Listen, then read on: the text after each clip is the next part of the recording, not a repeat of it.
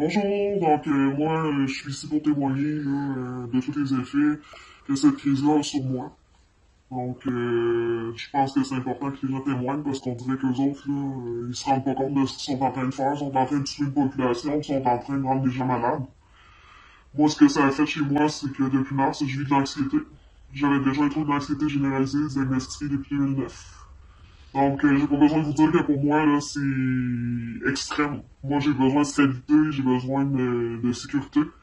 Donc, je vis ça depuis mars. Mais je vous dirais qu'en juillet, là, ça a commencé vraiment à empirer avec l'histoire du port du masque.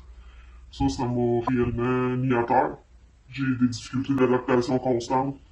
Je vais pas bien avec ça. Mon visage, c'est pas une question, là, de vouloir pas faire comme tout le monde, ou c'est pas une histoire de vouloir m'opposer.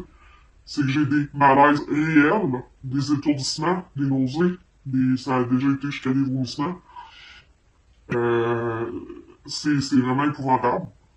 Donc, depuis juillet, je brûle la chandelle par les deux bouts. Puis là, je viens de me faire arrêter de travailler parce que c'est totalement rendu insupportable. Je fais de l'insomnie. Je peux dormir des fois juste 3 heures par nuit. Perte d'appétit. J'ai perdu 10 livres en un mois et demi. J'ai eu des idées suicidaires, j'ai été obligé de contacter le Centre de prévention du suicide, le Centre de crise de Québec, parce que là, ça allait plus du tout. Euh, j'ai peur de l'avenir, il y a rien qui me sécurise. Je me bats pour mes 2 enfants, parce que mes enfants n'en passeront jamais un test COVID par le nez. Je suis toujours dans l'inquiétude de me demander s'il va y avoir l'école qui va m'appeler. Je suis dans l'incompréhension totale. Moi, en 1983, mes parents m'ont donné un cadeau qu'on appelle la vie. Ils m'ont toujours dit de m'en servir comme faux de ce cadeau-là. Que la vie venait avec la liberté, et que la liberté, pour la préserver, on avait des règles à respecter dans la vie. J'ai toujours marché droit, j'ai toujours été une bonne citoyenne, j'ai toujours travaillé, j'ai toujours payé mes impôts. J'ai toujours été dans le droit chemin. Pour la garder, cette liberté-là, puis là, moi, aujourd'hui, on me l'enlève. On me l'enlève. C'est ça qui est en train d'arriver. Un prisonnier, quand il s'en va en prison, il sait pourquoi. Il y a eu des preuves de démontrer. Il y a eu un jugement rendu. Mais moi, on me met en prison, je ne sais pas pourquoi. Il n'y a pas de données scientifiques. Il n'y a rien, il n'y a pas de chiffres, il n'y a rien. Il nous manque à tour de bras. Le COVID, c'est une grippe forte. Ça n'a rien à voir avec la grippe espagnole et les autres maladies que les gens, des fois, me sortent, là. Ça n'a rien à voir. On a 99% de chances de survivre si on le contracte. Ils sont en train de rendre la population totalement malade, dépression, suicide. Les gens sont tannés à bout. De jour en jour, ils nous en enlèvent toujours plus. La seule chose qui me restait de positif dans ma vie, qui pouvait me permettre de me rétablir un peu plus rapidement, c'est ma salle de sport. Puis ça se peut qu'à ce soir, je la perde.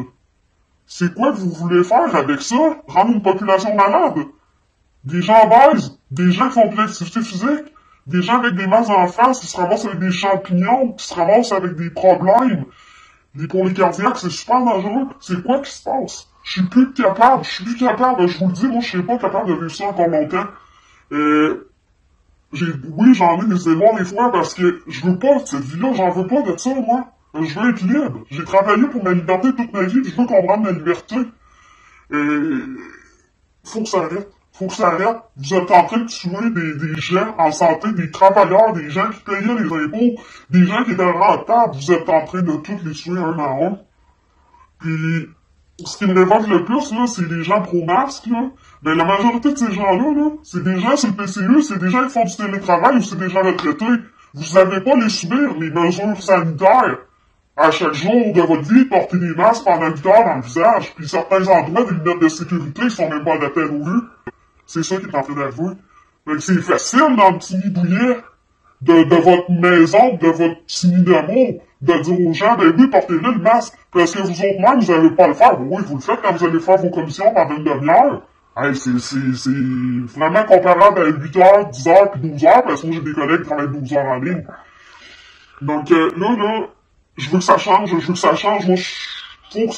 Réveillez-vous, faites de quoi, parce qu'on est en train de tout perdre. Je suis au bout sur l'eau, là. Je suis vraiment au bout sur l'eau. Puis il va falloir qu'il se passe quelque chose, parce que là, je vous dis, là, ça peut juste pas continuer comme ça, là. On se fait tout enlever nos droits, sans rien, aucune preuve, on n'a aucune preuve de rien, là. Donc, moi, c'était important pour moi de m'exprimer aujourd'hui, là. Parce que, comme je vous dis, là, moi, de jour en jour, là, mon anxiété, même si je suis en arrêt de travail, elle diminue pas, elle augmente. J'arrive juste pas, là. Là, c'est rendu des consultations d'un psychologue, c'est rendu que je tombe à 55% de mon salaire à cause de tout ça. C'est tout à même c'est inacceptable. C'est inacceptable.